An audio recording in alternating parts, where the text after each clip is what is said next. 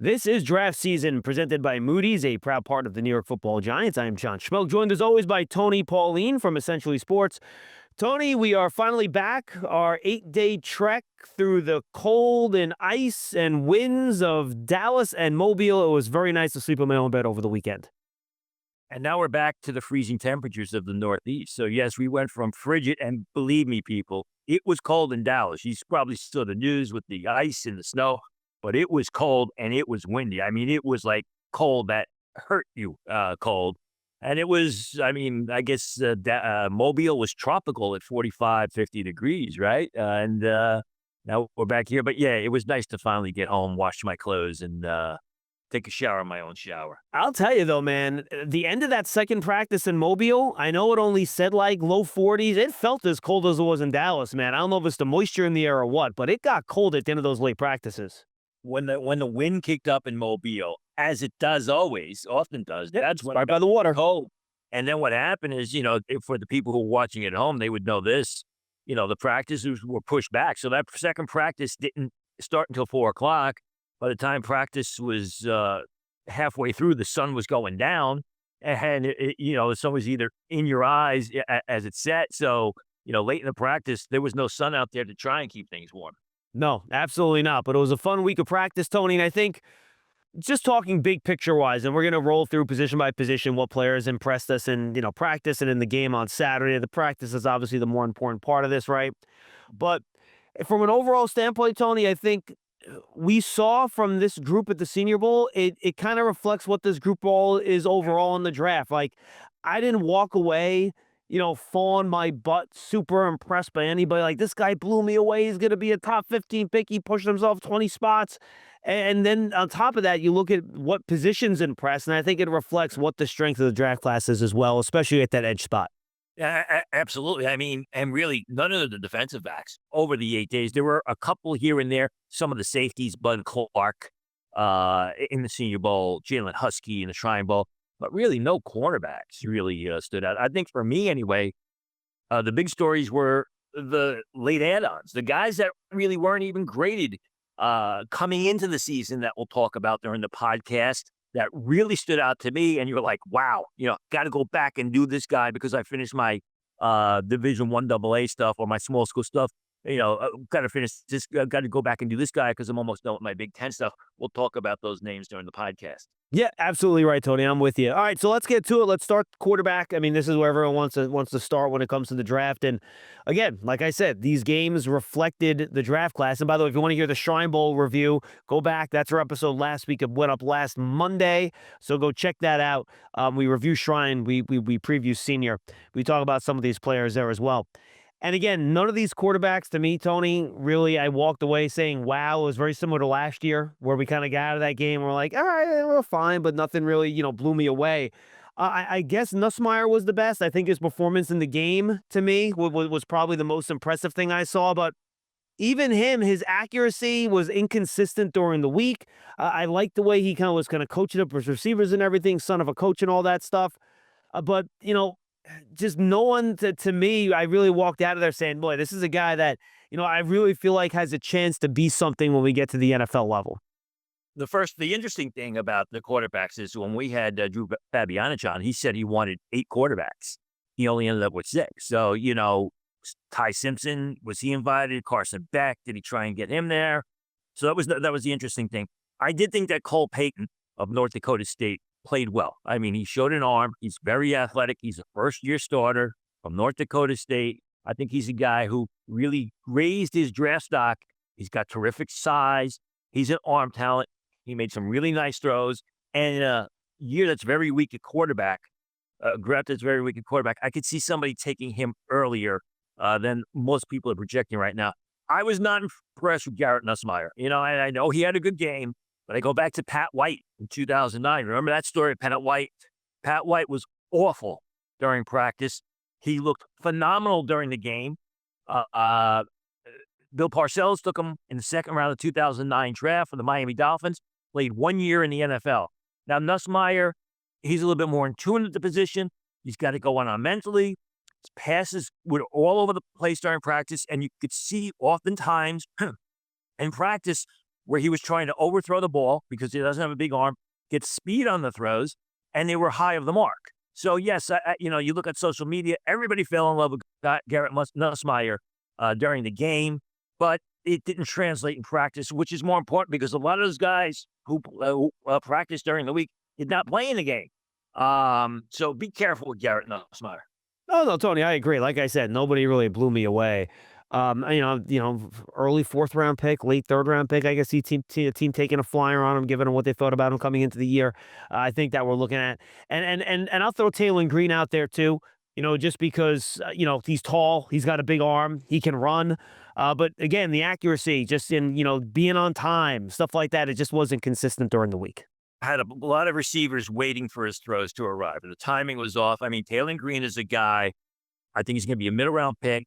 If you get him hooked up with a real good quarterback coach, he could play at the next level, but he needs a lot of work on his game from the ground up. I'm with you. All right, let's go to the running back position here, Tony. And the guy that impressed me the most is a guy that I wasn't familiar with before the game. He's a 5-year college player, 3 years at Buffalo, 1 in New Mexico State, 1 in Arkansas. That's Mike Washington Jr. He did play in the game. He had a touchdown early in that game. He's big. He's 228 pounds. I thought he moved well for a guy that size. He was never overly productive in college, even at those smaller schools, never got to 1,000 yards, finally hit 1,000 with Arkansas. He's the guy that jumped out at me. I have a couple other names. Who really impressed you at running back? Yeah, Washington as well. And he's not just a downhill grinder. He showed some good foot quickness, caught the ball exceptionally well. Nick Singleton had his moments during Senior Bowl practice. You could see why he was so highly rated by scouts coming into the year. The backup, if you will, to Katron Allen was rated much higher than Katron Allen coming into the 2025 season. Didn't play nearly as good as Allen. Has fallen on draft boards, but you saw why. You saw that explosion. You saw that burst through the hole, the ability to basically run away from defenders into the open field, the foot quickness in a small area. I was, it's sort of a bit of an enigma the past 12 months, if you will, because high expectations, didn't play well like a lot of his teammates at Penn State. But I thought at times he looked really good during Senior Bowl practice, and that's why he was so highly rated coming into the season. And then unfortunately, Tony, there were reports that he ended up breaking his foot at the end of the week. So we'll see, how long that keeps him out, whether that's a surgery thing, a non-surgery thing, but that obviously puts him in danger of not being, and likely not probably, if those reports are correct, being at the NFL Combine, where he really could have helped himself. Because to your point, he's a really good athlete, and I think he really could have ran well. Jaden Ott is someone now I thought was interesting. I thought he moved pretty well. I thought his pass protection was excellent. He really hasn't played well since 2023 at Cal when he rushed for 1,000 yards. I thought he looked pretty good. Seth McGowan, another guy who was at Oklahoma, got arrested, had to go to jail, ended up at Kentucky. I thought he looked pretty good over practice. I thought Kalen Black from Indiana looked good, Tony. All around back, ran with some power, ran with some quickness. Those are the 4 running backs to me that kind of caught my eye. Yeah, Black doesn't have great physical skills, but he's a try-hard guy. The other bats, I mean, it was hit and miss. Adam Randall, the back from Clemson, he's a big guy. He's powerful. What I saw from Adam Randall at Senior Bowl when I saw him film, a former receiver who drops a lot of passes. I mean, it was, and I'm glad I saw it because it affirmed what I saw on film. But overall, I mean, you mentioned Jaden Ott again, had his moments, had a real good game, but like Nick Singleton, I mean, 2 years ago, he was graded coming into the 2024 season as a potential day 2 pick, and his game went in reverse. Really was a non-factor this year at Oklahoma. I think he played only 5 games. If you draft Jaden Ott, you're going to draft him late. If you get him back to where he was, as you mentioned, in 2023, you got yourself a heck of a back because he is a home run hitter that can take it the distance. Yeah, again, I think that's a flyer on day 3. See if you could turn him into something. You measured in, what was it, 5'11", 202 pounds. So we'll see where he ends up going in the draft. All right, Tony, let's jump over to the tight ends. And it's funny, and I'm going to try to word this properly. This was not a bad group. I actually enjoyed watching this group. I thought they did pretty well. But at the same time, I can't really put my finger on one of the guys that I thought was fantastic or spectacular, or I really think is even going to be a second-round pick in this group. Maybe they'll fight to be a third-round pick in this group. So nobody jumped out at me, but I did think it was a pretty good, solid group all across the board. Yeah, I would agree with you. In fact, I thought overall the tight ends from the Senior Bowl and the Shrine were relatively impressive. Like you said, no great early round picks, but you're looking at a solid group, from the middle part of day two into the part of day three. Sam Roush of Stanford had his moments. DJ Rogers of TCU had his moments. Tanner Koziol of Houston had his moments. Matthew Hibner really turned it on late in the week and then had a good game. But you're right. I mean, with this group, you're looking at a lot of number two, number three tight ends. You're not looking at any dominant number one type of guy, which really there is only one dominant type number one receiver. I did like Will Kazmarek. I got to speak with him at length, talking to the fact that he played with all this great talent at Ohio State and he barely got the football. He told me, how that was frustrating to him, but he also realized he had a role to play and he played that role well. And I think, Kazmarek, like the guys I mentioned, as I said before, they're number three, maybe number two tight ends on Sunday. Yeah, I'm with you, Tony. And there was a decent mix of kind of two-way tight ends like the Kazmareks, right? That's more of a Y inline guys. And you had some of the, you know, F types that are going to split out wide and be slot players, stuff like that. Tanner Koziol, to your point, from Houston, be one of those guys. He was very slender. I talked to him. That's up on the John Settle podcast. People should go check that out. It's on the audio only version, so make sure you go find it and subscribe on your favorite podcast platform. The Alabama tight end, Josh Cuevas, he's another guy who's more of an F spread tight end. But then mentioned Sam Roush from Stanford. He's more of an inline guy. So a good mix of guys. Unfortunately, they had some drops in the game. The tight ends were good during the week. Once they got to the game, nobody could catch the damn ball, Tony. Gillenborg had a bad drop, which led to John Michael Gillenborg of Wyoming, who's a tremendous athlete, has got great upside, but he needs to polish his game. And during that game, he showed he had a ball that went through his hands, ended up as an interception. Yeah, I think Nussmeier. Then I think going to Nussmeier on that play. I'm with you 100%. Draft season is presented by Moody's, a proud partner of the New York Giants. Decode Russ, unlock opportunity. Learn more at Moody's.com. All right, Tony, let's go to the offensive line now. And I'm going to throw out one guy, and then we'll have a lot more to talk about. Oh, we should do wide receiver. I forgot wide receiver. Sorry about that. Let's do wide receiver. Tony, and again, I don't think we're going to have a wide receiver in this group picked in the first two rounds. I think the earliest pick is probably going to be in round 3. And I think it's going to be Malachi Fields. I'm not sure about that. It could be Ted Hurst. But again, a solid group that I think did pretty well. But, I don't think we're walking out of here saying, man, this guy could, get into the top 50 or get into the top 40 when we get to draft night in a little over 2 months. The guy that I was impressed by who could be a third-round pick was Kevin Coleman of Missouri. Yeah, he was great. I agree. Yeah, he's a guy who can take the top off of defenses. He's not a big guy, slender guy, 5'10", 5'11", 174 pounds. I was told his playing weight is closer to 180.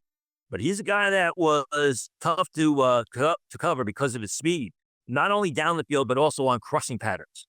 So that's a guy to watch. I was very impressed with Vinny Anthony of Wisconsin, another speedy guy who made a lot of real good receptions down the field. I agree with your overall thought about the receiver class, but I think that's the receiver class in general. I mean, I don't see any top 10, top 12 receivers in the draft. I know people keep mocking Jordan Tyson and Carnell Tate in the top 8.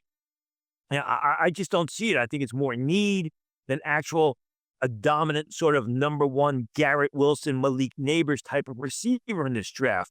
Yeah, and again, like the tight ends, we saw a lot of number 2s and a lot of number 3s. I think at the receiver position, we saw a lot of number 3s and a lot of number 4s at the position. No number 1s. I mean, guys who may be able to develop into number 2s, but more, you mentioned Malachi Fields, who I'd agree with, the bigger possession receiver. A lot of smaller slot guys that we saw. Ted Hurst, the bigger possession receiver. Louis Bond of Boston College, I know was a favorite of both of ours. Again, Louis Bond, 5'11", 197 pounds. Probably is going to run in the low 5'5s. Going to play on Sunday, but he's probably going to be a middle day 3 pick that's a number 4 receiver at the next level. No, I'm with you, Tony. And look, Fields, had that really good deep catch over the middle. He showed good hands. I think he's a smooth route runner. He's just not twitchy or explosive when you watch him, to me. Ted Hurst, I think, has some of that twitch and explosiveness, but he's raw. You're going to have to develop him a little bit. And I like Caleb Douglas out of Texas Tech. He's 6'3". He's a little bit thin. He's a little bit light, but he moves really well. I think for a guy that's 6'3", he comes in and out of his breaks and creates separation pretty well. So I want to throw him some love. And then really to me, the best story of the week Yep. was Tyron Montgomery out of John Carroll. He's a guy that did not play high school football. You can find a video interview with him up on the Giants Huddle podcast right now. It's at the hour mark or hour 5 minute mark of the video version on the Giants YouTube channel, or check out the audio version as well. And Joe Tony, he ends up after high school, he's going to walk on play basketball at LSU. He has to leave because his mother ends up getting sick. COVID happens. And then he says, his younger brother's a football player. He's like, yeah, maybe I'll, try football.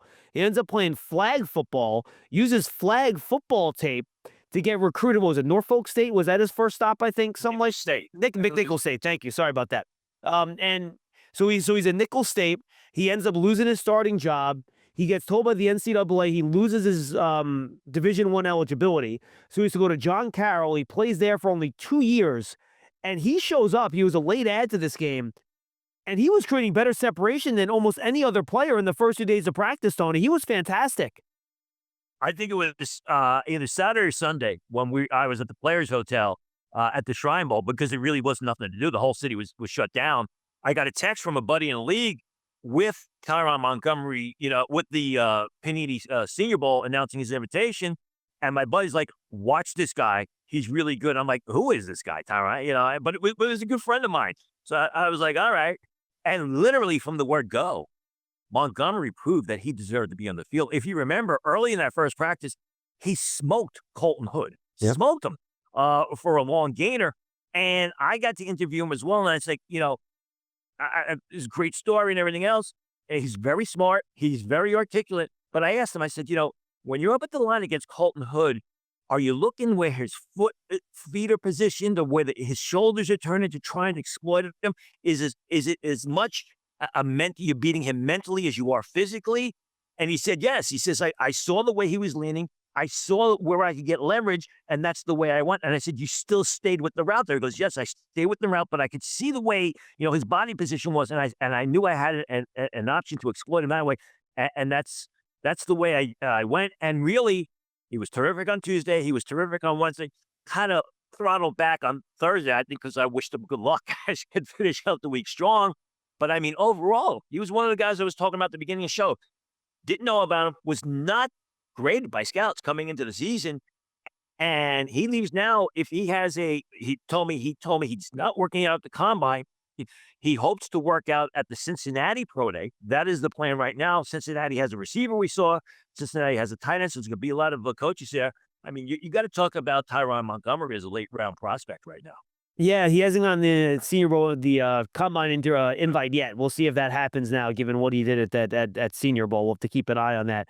And it's funny, Tony, I asked him too. I said, after you beat Colton Hood and you're sitting there, you're like, wow, this guy was supposed to be a first-round pick. Maybe I can really hang with these guys. And he goes, yeah, I didn't even know who he was. I'm Division III. I'm not scouting Division I guys. But once I went, I left practice and I looked on YouTube, I looked on Twitter and Instagram, and people put it up. I'm like, oh, wow, first-round pick potentially. That's pretty good. So I thought that was funny, too.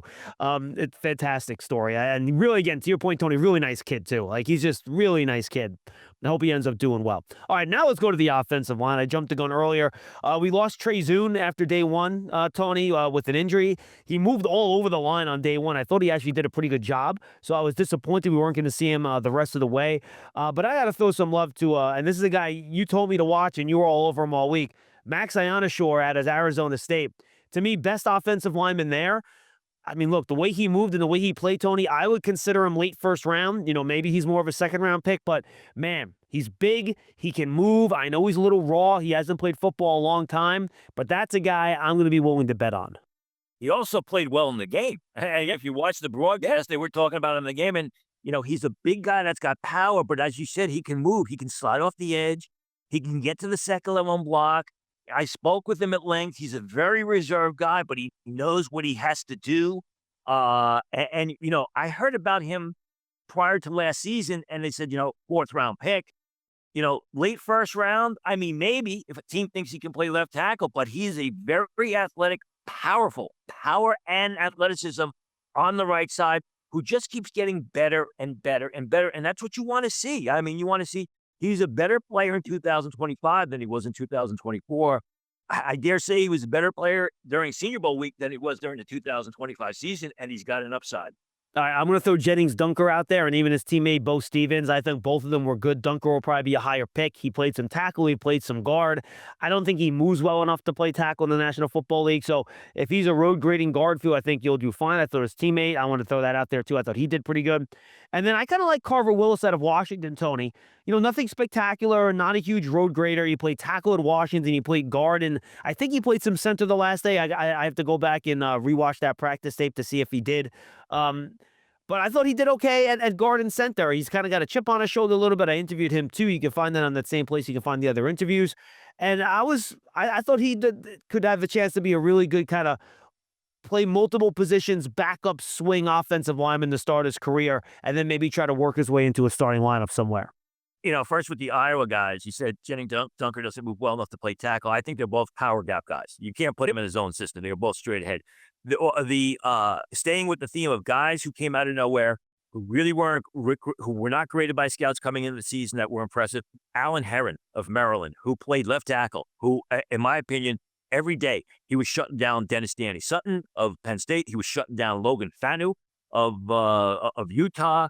Athletic, can move his feet. I spoke to people after the Senior Bowl, and they were like, we weren't getting draftable grades on him, but he's definitely draftable now. He's 6'4" and change. Is he tall enough to play tackle? Well, he showed the footwork. He showed the movement skills. Doesn't have great power. Has got to develop that. He's got to become a better run blocker. But, I talked with him, and he said, I had a good week at the American Bowl, and things were rolling for me. And then he showed up. I thought he was terrific. But again, it's about expectations. Really wasn't expecting much from him. And when I saw he got the invitation, I'm like, all right, we'll see what happens.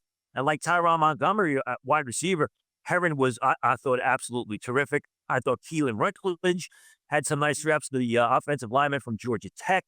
There was some thought that he could be moved to center at the next level. One of the more interesting stories was Ohio State offensive lineman Ethan Onianwa. I know I butchered that name. I apologize. It's an interesting story because he was a highly recruited transfer from Rice who got third-round grades, was given third-round grades by scouts coming into the season, but he barely saw the field. I mean, he was a backup at Ohio State. They played him primarily at guard, and you can see why scouts like him. Excellent knee bend, gets his rear end low to the ground, blocks with leverage, moves incredibly well. So I think he went from potential third-rounder before the season to free agent because he never played.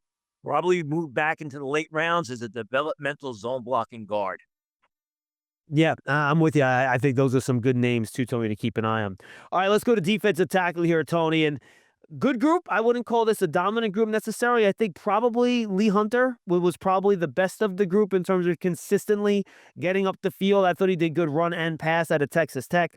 Measured it at 6'3", 320 pounds. So to me, he was the guy that stood out the most. But I think there are other guys worth mentioning as well. Lee Hunter was the man. I mean, day after day after day, they couldn't stop him. He was either beating opponents off the snap with his great first step, or he's just bull rushing opponents off the line of scrimmage, holding his ground against double team blocks. I mean, people are all of a sudden mocking him in the first round. Could it happen? Maybe late first round because defensive tackle is a priority position in the NFL draft, and he plays it well. And again, I mean, we talked to his teammate at the Shrine Bowl about him transferring to Texas Tech. And, those edge rushers, Romello Height and David Bailey, get all pumped there. But if you watch the film, it was Lee Hunter that was creating those opportunities for the guys because of his ability to attract double-team blocks and basically create havoc, which is what he did all 3 days during Senior Bowl practice. I thought Zane Durant had a lot of good moments at the Senior Bowl. I got to speak with him. He's a smaller guy, barely, not even 6'1", 290 pounds, but he's not weak. I mean, he's small, which means he gets engulfed by larger guys, but he shows some power. I spoke with him. He's got tree trunk-like legs.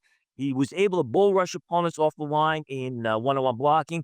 Also athletic. I mean, I saw him a couple times change direction and get out and chase the play laterally. He's not a pursuit linebacker, but he's very good at that for a defensive lineman. And, like Singleton, Durant, a guy coming off a relatively disappointing season who showed a lot of good things at the Senior Bowl. We should talk about Caleb Banks, Tony, because he's probably going to be drafted high just because he's 6'6", 330 pounds. Didn't play a lot this year. Came off pretty highly graded off of 2024, even though he was still kind of figuring things out and was a little bit inconsistent. And I thought that's kind of what we saw this week. We saw some flash plays in one-on-ones. We saw a couple flash plays in team drills. Not a ton during the game, but, he's a guy that teams, I think, are still going to be interested in just because of what he brings from a physical standpoint, even though he wasn't the most consistent guy in the field during the game. A sort of a more athletic version of Lee Hunter, but he's not as strong as Lee Hunter in the sense that he probably moves a little bit better. He's probably a little bit quicker. I had a buddy from Florida contact me before the season. He said, is Caleb Banks a lock first-round pick? I'm like, no, he's a second-round pick who, if he plays well, will be a first-round pick. I don't think he's a first-round pick. I mean, with the injury, we'll see how he interviews, probably middle part of round 2. And like you, I agree with you. I mean, he was great in spurts, but he wasn't as consistent as, say, Lee Hunter or Zane Durant were on the field. And then one guy I thought came on later in the week and played well in the game is Big Tim Keenan out of Alabama. If you want a nose tackle from this group, there aren't many like huge guys. Like last year we had Jamari Cardwell, right? You saw him like, all right, that guy's a nose. You could plug him right in. Keenan's 330 pounds out of Alabama. Interesting personality. And whenever he made a play, he let everyone know about it with a little celebration. But he's a guy I thought played pretty well late in the week. Grayson Halton, more of a one gap. Yeah, him too. 3 technique tackle from Oklahoma. The opposite of Keenan. I thought also had a lot of good moments, as he does on film. But it's just that he's small. He's what, 6'2.5", 293 pounds. So he's more, a schematic one-gap type of defensive tackle, 3 technique type of lineman, if you employ that system. We got to do something about those Oklahoma and Alabama helmets, Tony. They look exactly the same when you're watching on tape and from a distance. So as well, we got the ball mixed up a couple times. Absolutely. All 3 of those, they got that, all the maroon or whatever official color that is, whatever it is, crimson, right? If it's crimson Tide, whatever.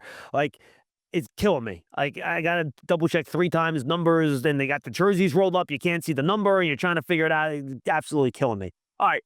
But next year, bring your binoculars. I had 2 pairs. I should have given you 1. I apologize now that I think about it. Nah, we're okay. We're fine. If I need them, I would ask for them. All right, let's go to the edge rushers here, Tony. And this is by far the best group. I got a bunch of names here of guys that impressed. You got some, and I want to start with the bigger guys because I think that's what makes this edge group unique. You have a lot of 230, 240-pound guys running around, Tony, that are going to be, upfield speed guys. You got a bunch of big power edges, which get me excited. And I think a couple guys are really good all week, and I'm going to throw 4 names at you, and you can kind of take whatever way you want to go, Tony. I thought Derek Moore out of Michigan was great all week. The only guy that can block him was Max Ioannishore to the point where they started throwing punches at each other at the end of Wednesday's practice, I believe. Maybe it was end of Tuesday's practice, actually. Zion Young out of Missouri was really good, 6'5", 260. He was voted their player of the week at that position for that team. Gabe Yakis out of Illinois, I thought was really good. He's got some juice at 260 pounds. He can bend the edge. He plays with power. And then TJ Park out of Clemson, I thought had a good week. Just using his length and his power to bull rush people into the backfield. So when you talk about the bigger edge rushers, those are the guys that really jumped out at me. Well, everybody, who followed the Senior Bowl probably saw that play that's gone viral. I actually watched it as it happened when Derek Moore put Markel Bell, the big offensive tackle from Miami, on his butt. And Markel Bell weighs 100 pounds, I would think 104 pounds more than Derek Moore. You're like, wow. I mean, look at the power of this guy. But it was more than that. I mean, he stood over tackle. He came out of a 3-point stance. He's explosive with an inside move. He can rush the edge. He is just an explosive athlete, and he's got decent growth potential at 6'3.5". So he probably can get up to 265, 270 pounds. Spoke with him, and he was very reserved. We talked about the power in his game. He said that's something he prides himself on because people think that he's a smaller guy. He doesn't have that power. I also asked him outright. I said, what did you think of what happened at the end there at Michigan? He was honest with me. He was like, I was sick to my stomach. He says, but I'm hearing good things, so hopefully it's in the right way. I would agree with you on TJ Parker. Very explosive, very athletic, very agile. It's got to get a little bit stronger, but I think really restored the hope after what was a disappointing season on the stat sheet anyway. Zion Young, I mean, he's 6'5", 260 pounds. A natural defensive end in a 4-man front. He's got growth potential. I thought Romello Height also played well. Logan Fano had his moments.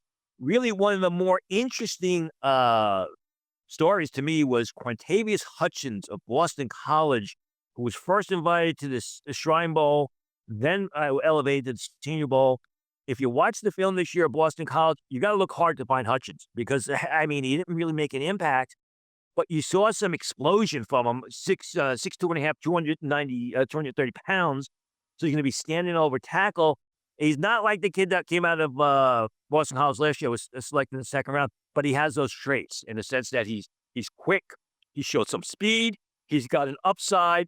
This is one of the more interesting postseason invitations for me because it was a quick invitation, first to the Shrine and then up to the Senior Bowl for a guy who really didn't do much. But I saw what scouts were seeing and why he's someone you got to go back and watch the film on. No, I'm with you on that, Tony. And let me throw Romello Height out there as well. He's one of the smaller, quicker upfield guys. He showed burst, he showed speed, he got to the edge, and I thought he did a pretty good job against the run too, especially in those drills. Like he showed that he had the power to stand up at the edge and play with some strength and not just be a one-trick pony as a speed rusher. Max Llewellyn at times as well, the kid from Iowa who got, solid late day 2, early day 3 grades. The production wasn't there. Just inconsistent. He was just inconsistent. Yes, but you saw why scouts like him because he is explosive. He is quick. He's got a great frame at 6'5", just over 6'5 and a quarter, 255 pounds. He's athletic. I agree with you about the inconsistency, which is why I was very down on him during the season. But you see why, you take him late in in the middle of day 3, you get a good defensive coordinator. If you can harness the best out of him, you've got a player there. And again, some smaller guys. Kieron Crawford out of Auburn had some moments rushing the passer. I'm going to butcher this. Najala Kelly out of Central Florida. I thought he had a couple good moments over the course of the week. Logan Fano out of Utah, Tony. He showed the ability to have some burst on the edge. Denny Dennis-Sutton, again, showed his power. I would like to see a larger array of pass rush moves, but I thought he showed at least he could hold the edge. Kion Sloan out of NC State. He had some good moments during the week. So this, to me, was easily the best group. And you're going to have maybe a couple first-rounders, I think, in this group, and at least a half dozen guys are going to go in round 2. The one guy who disappointed me that I was excited to see was Tyreek Sapp. He was supposed to be in the Shrine game. He got moved up, moved up to the Senior Bowl, had a real good 2024. I think last year he had like 1 sack and, really wasn't much of a factor during the season, wasn't much of a factor during the Senior Bowl. One guy we didn't mention at defensive tackle who played 3 days of practice at the Shrine Bowl. I believe he played in the game. Then was at the Senior Bowl was Darrell Jackson of Florida State. And when Darrell Jackson was on the field, it was interesting because in one-on-ones, I saw anyway, the same thing from Darrell Jackson at Senior Bowl that I saw at the Shrine Bowl. He was dominating his opponent. He was knocking guys back off the line. He was holding his ground against double team blocks when they do that double team drill. They really didn't use him much in team, which I found interesting. I don't know if they were trying to save him or what, but Darrell Jackson showed that same ability at Senior Bowl that he showed at Shrine, basically to command the middle of the offensive line. Now, he gets a little high sometimes. He's a taller player, and that gets him into trouble. But yeah, I agree. I mean, you saw a couple really nice. He had one really good rep against Bo Stevens, the Iowa guard, in one-on-ones where he put him on his rear end, and then Stevens ended up beating him on the next rep. So I'm with you. He's a guy too that I think you're looking at a day 2 pick. It's just a matter of when. I know there's some off-the-field stuff maybe with them people to keep an eye on, but certainly very, very talented at 6'5", over 330 pounds. I think 328 is what he measured at Shrine, if I remember right. All right, Tony, don't forget, draft season is presented by Moody's, a proud sponsor of the New York Giants, uniting the brightest minds to turn today's risk into tomorrow's opportunities. Learn more at moodys.com. All right, Tony, let's look at the linebackers. And again, it's a good linebacker group in the draft class. We had a good linebacker group, I think, at the Panini Senior Bowl. And to me, Kyle Lewis out of Pittsburgh, I'm not sure how he gets used at the NFL level. He's only 220-some pounds. He's not, between the tackles, take on a pulling guard, run game type guy. But man, he was all over the place, knocking passes down, picking them off, fumble recoveries, forced fumbles. And he was just a really impactful player all week long. And just got better and better and just made more wow plays as the week went on. And I saw multiple times where he was able to take on blocks and shed blocks and get up the field to make plays against the run. And I mean, you look at Lewis at Pittsburgh, primarily a run defender, really didn't do that much in coverage, showed a lot of coverage skills, as you pointed out during the Senior Bowl, just incredibly explosive. I mean, he plays big football, a 5'11 and a half, 224 pounds. I spoke with him and it was kind of funny because I was asking him, I said, you're a smaller guy, do you have a chip on your shoulder when you go up against these bigger guys? And he says, I play big man football. And then, like, he wanted to punch me in the face. So he's not backing down to anybody. But yeah, I mean, he was terrific. I thought the Caleb Elam's or from TCU was the best cover linebacker there, which is what I expected. He's very athletic. He's effective making plays in reverse, good in pursuit. I thought he had a really good week. I thought Jack Kelly of BYU had his moments. I thought Bryce Bocher of Oregon also had his moments. Oh, Betcher, he's only, I think, 200. What are you weighing at? 220. Betcher, 227. That guy pays like a 255-pound linebacker. Do you see him knock his own teammate out in warmups before the game? All that dude wants to do is hit people. It's unbelievable. Owen Heineke of Oklahoma was terrific, especially the last day. Owen Heineke's the guy, 6'1", 224 pounds, not the fastest guy, but he's got it going on between the ears. He knows what's going to happen before it happens. His instincts are incredible. Jacob Rodriguez, there was good and there was bad. Jacob Rodriguez is a fierce run defender. He caused some fumbles during the week. He was good in zone coverage, but he was also exposed in those one-on-one drills. Rather than covering people, covering tight ends or running backs, he was chasing them down the field. That was the one question I had about Jacob Rodriguez is how is he going to do in coverage, making plays back to the ball. I think he showed at the Senior Bowl, terrific against the run, can play in zone when he's facing the action, but you can't man him up against tight end because it's probably going to be a reception for the opponents. I had some concerns about Betcher and coverage as well. I thought changing direction for him was a little bit rough. And Heineke's interesting, Tony. So he's trying to get one more year of college eligibility. He's very much like Trinidad Chambers. I think he's appealing right now because he played lacrosse at Ohio State before he wound up at Oklahoma. And they're holding like a 3-game lacrosse season against him in terms of getting another year of eligibility. So that's another guy we'll have to keep an eye on as we move forward here in terms of whether or not they're going to be in this draft class or not. But I thought, yeah, again, I watched him specifically at practice on Thursday, and he was just fantastic. All right, let's go to the cornerback position here, Tony. And again, nobody really jumped out at me. I thought the guys were fine. I thought, I'll just throw the names out there. I thought Chandler Rivers from Duke did pretty good. I like his physicality around the line of scrimmage, even though he's not the biggest guy in the world. Chris Johnson, San Diego State, he was okay. Not great, but okay. Davison Igbinosun out of Ohio State, he had a couple flags thrown on him. We talked about that in the preview. But, man, he is big, he is fast, and he is sticky. If he can just get his hands off guys, I think he has a chance to be a pretty good corner. And then, look, I don't think Colton Hood hurt himself during the week, but I don't think people are walking out of Mobile saying, I'm going to push him up our boards either. I thought he was a little inconsistent, given that a lot of people think he's going to be a first-round pick. I mean, the corners are very spotty to me. That's the best way. Thaddeus Dixon had his moments, but he got beat. Fred Davis of Northwestern had his moments, but there were times where he got beat. TJ Hall early in the week made some nice plays, but there were times he got beat. Malik Muhammad was up and down. I like Julian Neal, the corner from Arkansas. He made a few nice plays. But for the most part, there was no consistency from this group, which is basically why, who's the top corner to draft? Jermod McClain, who didn't play it down last year, or Jermod McCoy, I should say, who didn't play it down last year, or Mansour Delane, who's going to be drafted much earlier than they should because it's a priority position. But I think going back to what you said at the beginning, the Senior Bowl is reflective of what we saw in the draft. And what we see in the draft is not a very good cornerback class. And what we saw at the Senior Bowl was a very inconsistent cornerback group.